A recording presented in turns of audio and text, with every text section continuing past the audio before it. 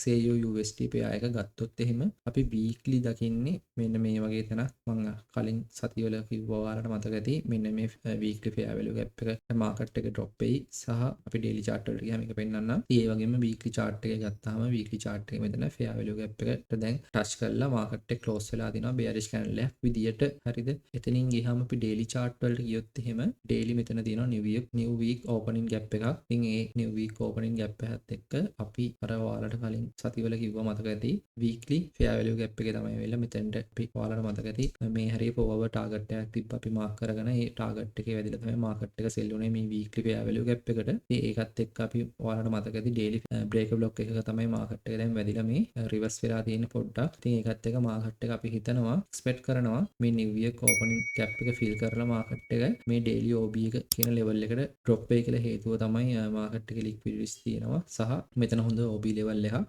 ඒකත් එක්ක market එක මෙතන